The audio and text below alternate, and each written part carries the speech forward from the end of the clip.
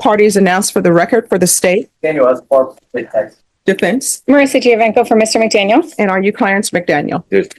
All right. You entered a plea in this case on June 27th. To count one, you entered a plea of guilty. State waived count two without objection.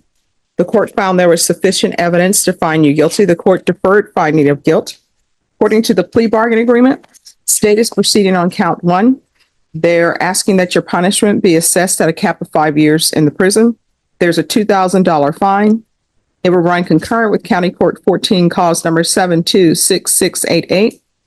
They're taking in consideration the following County Court 14, cause number 726689, 726690.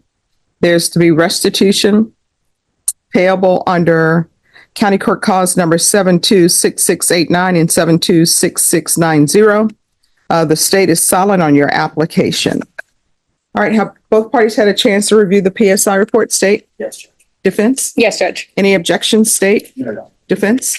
No, Judge, just some clarifications that I'll clarify with witnesses. All right, you may proceed. State is silent. Thank you, Judge. Defense calls Katina McDaniel. All right, Katina McDaniel. Hello. Ma'am. All right, can you raise your right hand? Yes, ma'am. Do you solemnly swear or affirm the testimony you give will be the truth and nothing but the truth, so help you God? I do. Yes, ma'am. All right, you can lower your hand if you'll state your name for the record. Katina McDaniel. All right, Can you spell your name for the court reporter? Yes, it's a C like Charles, Atina. Thank you, Katina. May I call you Katina? Yes, ma'am. Thank you. And how do you know Clarence McDaniel? Who is my oldest son. Okay. And can you tell the judge how many children you have? I have 7, Okay. and he's number 2. Number 3. Okay. Yes, But you did say he's your oldest the son. oldest son. Okay. Yes, So it would be fair to say you have daughters that are older than him. yes, 2 daughters that are older than him. Okay. And all of your children, you said 6, are they all living here in San Antonio? Yes, they are. Okay. At the time that Clarence picked up this offense, was he living with you? No, he was not. Yeah, he had his own apartment. Okay. Who was he living with, to your knowledge? He was living with his girlfriend. Okay. And tell the judge about Clarence's childhood upbringing. Clarence had a pretty normal upbringing all the way up until he was 12. That's when he lost his father. For maybe 1 to 2 years after that, we had a little trouble, but I think it was him acting out because of his father's demise. I don't think he ever really fully came to terms with that. Okay. After his father passed away, did he have any male role models in his life? Not really, and that's the thing, because a lot of people offered to step up, and nobody really did after his dad died. And what other family do you have living here in San Antonio? My mom lives here, my dad lives here, and I have 2 sisters that live here. Okay. And do you have family other places in Texas? I don't, but he has family that's in Houston. Okay. Clarence has family Yes, in Houston? yes, he is. Okay. Who are they? His other grandmother lives there, and then he's got 2 uncles and 4 aunts that live out there. Okay. Mhm. And how old is Clarence? Clarence will be 24 this year in December. Okay. Has he had any adult criminal history, adult convictions that you know of? No. Tell the judge what kind of a person Clarence is. Clarence, he's a lot like his dad. He's real shy. Doesn't talk a lot. Kind of keeps to himself, but I would say he has some of my personality too. He can be smart. I mean, if he applied himself, he could really go places. Okay. And tell the judge about his girlfriend. What was going on when he got arrested in his life? Well,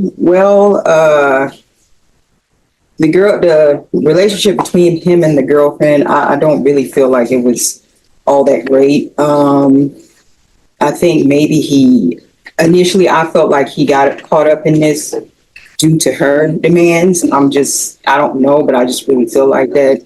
Because he was the only one in the house that was really doing anything. She wasn't working or anything. And then they had took on the extra responsibility of trying to raise her mom's kid. Okay. Yeah. How old was what do you her? mean? I'm sorry, trying to raise her mother's children? What do you mean? Yeah, the daughter took the girlfriend's mother had a baby, and his girlfriend took responsibility of the baby. Oh, so it's not his child and it's not the girlfriend's child? Right. Okay. It would be fair to say it was the girlfriend's sister. Right. Yeah. She was raising her sister pretty Okay. much. Yeah. And how old was this child? Do you know? She was young. She maybe was like, when they took possession of her, she was like 2 months, I think. Because I think CPS had stepped in and the girlfriend offered to take responsibility for the child. So the girlfriend took placement from CPS Right. of an infant. Right. Okay. Mm-hmm. And do you feel that was a lot of pressure I feel like it was. on Clarence? Let me finish my question. Yes, I'm sorry. That's okay. Okay. And you understand we're asking the judge to give Clarence a chance at probation. Yes. If Clarence were to get out of jail, where would he live? He could reside with me, my mother, his grandfather. He's got a choice of places he could go. Okay. And is there an opportunity possibly waiting for him in Houston? Well, there is an aunt. I think she was one of the ones that submitted a letter that said that she owns a trucking company and she would be willing to give him a chance to come and drive for her company, the Tammy McDaniel. Okay. Mm-hmm. And do you feel that being in custody, or I'm sorry, have you talked to Clarence while he's been in custody? Oh, yeah. I talk to him all the time. Okay. And do you feel that he has accepted responsibility for what he did? Yes. Do you feel that he is willing and motivated to do treatment or anything the judge asks of him on probation? I really believe he will. Okay. Are you able to be there and support him if need be through probation? Oh, yeah. And- Definitely. And anybody else in the family? Does he have any other people who will he's support him? got support of both my sisters. He's got my brother-in-laws, his grandfather especially will definitely, yeah, Okay, so he has a big support a system. big support system. Yes. Is there anything else that you want to tell the judge?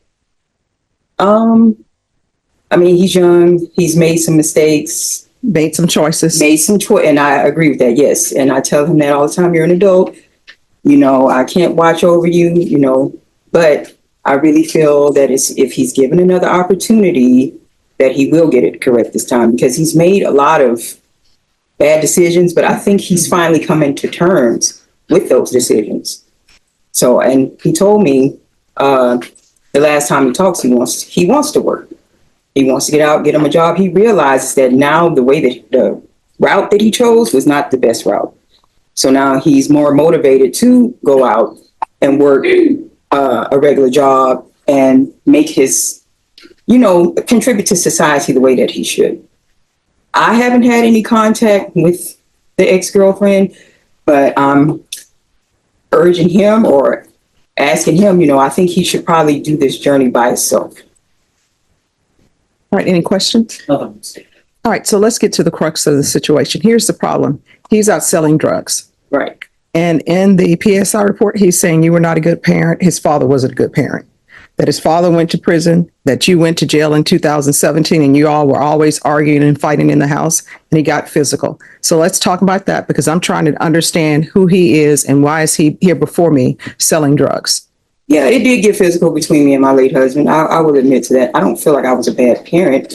I did go to jail for a year. I came back out, got my nursing license, and went to work. So it wasn't like I was just, continuing this cycle. That was 8 years ago. So I'm like, why is he selling drugs? That's what I'm trying to get to. And I'm trying to understand there is nothing then in his background that suggests that he should be selling drugs. I agree. And when people sell drugs, they ruin other people's lives. So why is he selling drugs? And it's not his girlfriend's fault that he's selling drugs. He's not 10 Right. and she's giving him instructions. He decided to do this on his own. So the question is why? Even though why is not an element of the offense, why? Because otherwise he should probably go to prison because he's just being a predator on people who have addictions. I don't really feel like he's a predator because he's never done this type of activity before. Well, I mean, if he had a record of this, I would agree with that. But this is the first time that I'm aware of him out here doing such things. This is the first time he got arrested for it.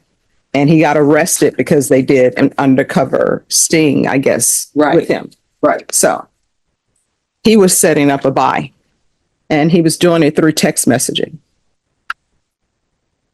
Yeah, and when the attorney presented me with that, I had no idea Yeah. that was going on. So I honestly don't understand why I should give him probation because he's selling drugs. And then next thing you know, he's doing an evading arrest. I know people always come before me. They're saying he's young, he can change, but why does change always happen once you're in court as opposed to doing something before? And in the PSI report, I don't know if you've read it. I've read it. It's saying that he would live 2 or 3 days at your house, then go live 2 or 3 days at his girlfriend's house. I don't even know where the girlfriend lives. No, what I'm saying is in the PSI report, he said that he would live 2 or 3 days at your house, then he would leave and stay 2 or 3 days at his girlfriend's house. We stayed with the girlfriend longer than that. The only time he would we. Huh? When you say we, who is we? No, I said he would stay. Yeah, that's what he said. He'd say he'd stay there for a couple of He would days. stay that longer than that, than 3 or 4 days. Mhm. The only time he would come back to my house is whenever they were having disputes. Mhm. And it really wasn't even that long. Yeah. So I don't know. It wasn't no 2 or 3 days. He was with her for a while. No. I agree that it was over a length of time, Hmm. but their relationship was one where he would stay at her house for a few days, then come and stay at yours, then go back and stay at hers for a few days. That's what I've read in the PSI report. Okay. Well, I'm just acknowledging that is not what it was. No, I understand. Mhm. All right. Any other questions? Not for this witness, Judge. Thank you so much for coming in. Thank you. Yeah. Defense calls Clarence McDaniel. All right, you want to raise your right hand? Do you solemnly swear affirm the testimony you give will be the truth and nothing but the truth, so help you God? Yes, ma'am. All right, you can lower your hand, state your name for the record. Clarence McDaniel, Thank you, Judge. Clarence, tell the judge, how old are you? 23. And I know the judge has already read the PSI, but tell the judge how your dad passing affected you.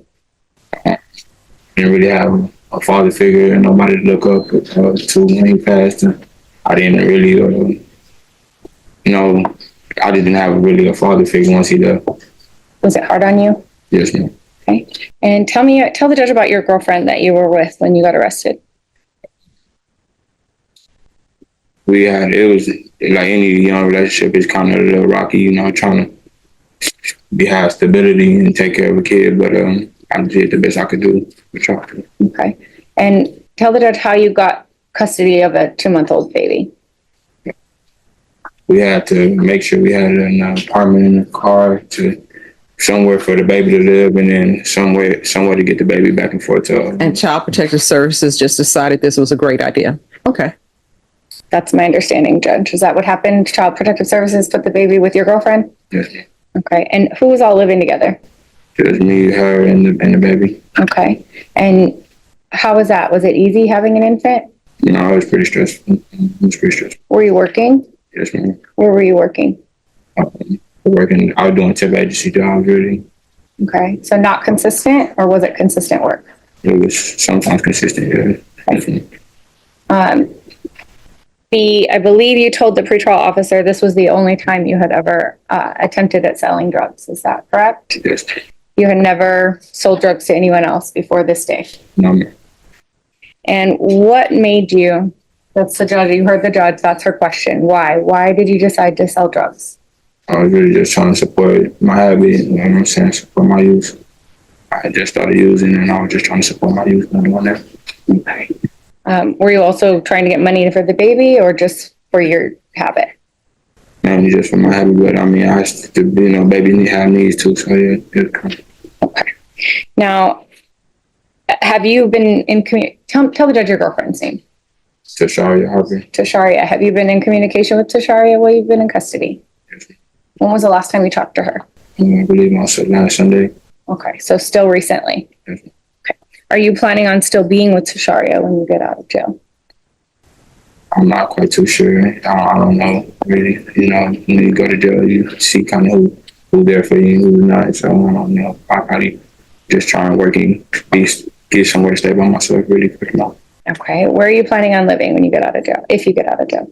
Grandma's house. Your grandma's house. So where does she live? She lives on the east side where my mom stays. Here in San Antonio? Okay. And where do you want to look for a job? I got an opportunity right now with the Buttercrust Corporation, Okay, what would you be doing for Buttercrust? loading up trucks and unloading them. Okay. And I know we've talked about the possibility of driving a truck for your aunt or uncle in Houston. Is that also a possibility you would consider? Yes, ma'am. I just got to get my driver's license. Okay. So you would have a job lined up either way. Yes, ma'am. Okay. Now, you've told the judge and the pretrial officer about your drug use. You've been in custody for a while. Are you motivated to stay clean? Yes, ma'am. Okay. You understand that if the judge were to give you probation, she could give you inpatient treatment, outpatient treatment. You'd have to drug test frequently, possibly go to AA or NA classes, all sorts of things. You understand that? Yes, ma'am. Are you willing to do all of those things? Yes. Have you ever been on probation before? Yes, ma'am. One time. For what kind of a case? Possession of marijuana. Misdemeanor case? Yes, ma'am. Have you ever been on any sort of felony probation?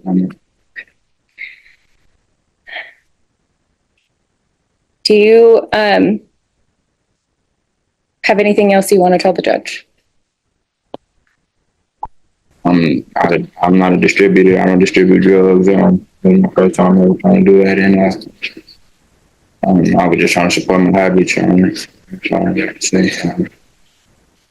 I'm sorry, one more question. I think the PSI says something about you think that they thought you could have made better choices. Who were you talking about when you said they? The people that was affected by my actions. Okay. What about you? Do you think you could have made better choices? Yes, ma'am. No further questions. Judge, And stay silent, do they? They're allowed to present questions if it's regarding facts. Yes. on the date of your arrest, you were by yourself, weren't you? Yes, sir. So your girlfriend wasn't involved in this. No, sir. And then you were in possession of 130 fentanyl pills. No. Well, the police report says that S1 advised me that he was trying to sell 130 fentanyl pills. The one I seen said 100. The police report I read said 100. Nothing to say. All right. So I'm assuming in your thought process, you had to get pills from somewhere to be able to sell them, or did you make them in a lab? Make drugs. So you had to get them from somewhere. Found them and I was walking to the store. Oh, you're saying you just found them on the ground? Yes, ma'am. Like somebody dropped them and I found them.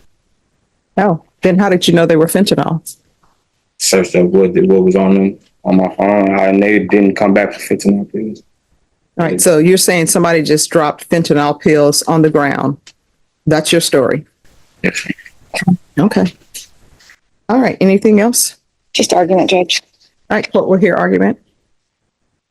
Judge, Mr. McDaniel is 23 years old. He has very limited criminal history. I understand this is a very serious offense. However, he is highly motivated to do anything and everything on probation if given the opportunity. And this isn't a case of a hardened drug dealer, of a person who, you know, has been selling for years and years. This is a new user, a new dealer. Unfortunately, the first time he's selling, he sells to an undercover cop, and he deserves a chance to show that he can change. He deserves a chance at rehabilitation. He deserves a chance to turn his life around. And that's all we're asking for. All right.